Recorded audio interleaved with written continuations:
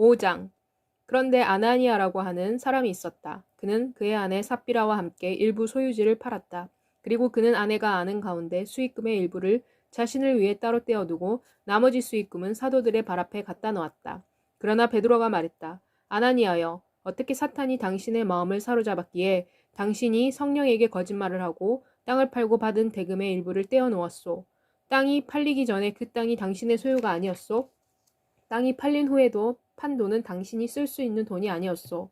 그런데 어찌하여 당신이 이러한 일을 마음에 품게 되었소? 당신은 사람에게 거짓말을 한 것이 아니고 하나님께 거짓말을 한 것이오. 이 말을 듣고 아나니아는 넘어져 죽었다. 그리고 이 일을 들은 사람들은 모두 두려움에 사로잡혔다. 젊은 사람들이 일어나서 그의 시체를 수의로 싸서 들고 나가 묻었다. 약 3시간 후에 그의 아내 삽비라가 무슨 일이 일어났는지 모르고 들어왔다. 베드로가 그녀에게 물었다. 그대가 그 땅을 그렇게 많이 받고 팔았는지 나에게 말해보시오. 그래서 그녀가 대답했다. 네, 그렇게 많이 받았습니다. 그러자 베드로가 그녀에게 말했다.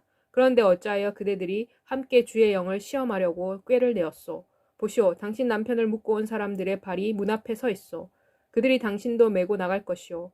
바로 그 순간 그녀도 자기 발 앞에 쓰러져 죽었다. 젊은 사람들이 들어와서 그녀가 죽은 것을 발견하고 들고 나가서 그녀의 남편 옆에 묻었다.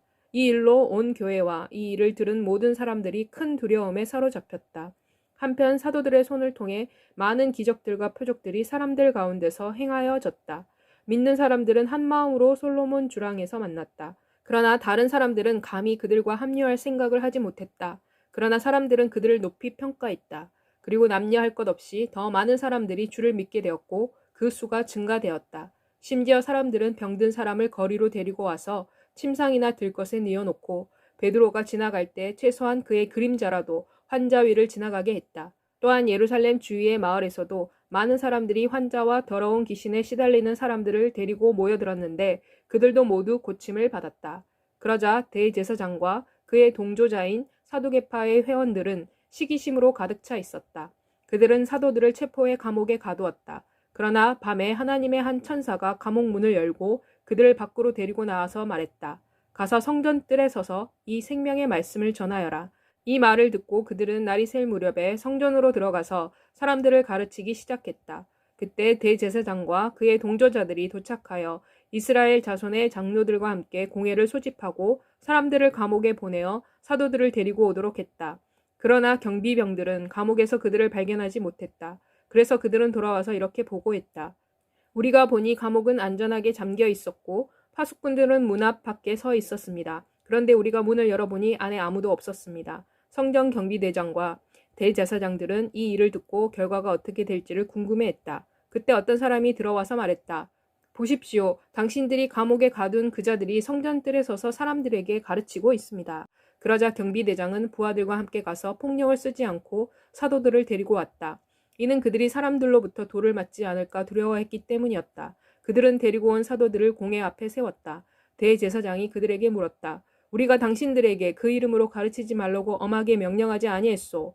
그런데도 당신들은 예루살렘을 당신들의 가르침으로 가득 채우고 또 그 사람의 피를 우리에게 돌리려고 하고 있소. 그러나 베드로와 다른 사도들이 대답했다. 우리는 사람에게보다는 하나님께 복종해야 합니다. 우리 조상의 하나님께서는 당신들이 나무에 매달아 죽인 예수를 살리셨습니다. 하나님께서는 이스라엘로 하여금 회개하게 하고 죄를 용서받도록 하기 위해 이분을 그분의 오른편의 통치자로서 그리고 구주로서 높이 앉히셨습니다.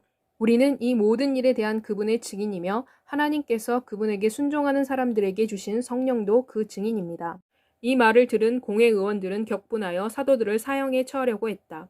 그러나 공회 의원 중 한 사람이며 율법학자로서 많은 사람의 존경을 받고 있는 바리새파 사람 가말리엘이 일어났다. 그는 사람들에게 명령하여 사도들을 잠깐 밖으로 나가 있도록 했다. 그리고 그는 공회 앞에서 말했다.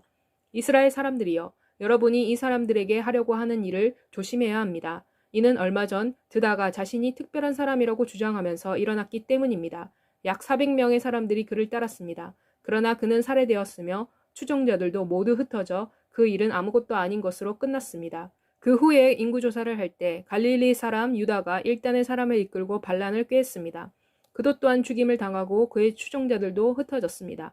그러므로 이제 내가 여러분에게 말합니다. 이 사도들에게서 손을 떼고 그들을 내버려 두십시오. 이는 만일 이 사람들의 계획이나 행동이 사람에게서 나온 것이라면 그것은 실패할 것이기 때문입니다. 그러나 만일 그것이 하나님에게서 나온 것이라면 여러분이 이것을 뒤집어 엎을 수 없을 것입니다. 하나님을 대적하여 싸우고 있는 자신을 발견하지 않도록 하십시오. 그들은 가말리엘의 말에 동의했다. 그들은 사도들을 안으로 불러들여 그들에게 채찍질했다. 그리고 그들에게 예수의 이름으로 말하지 못하게 명령하고 그들을 풀어주었다.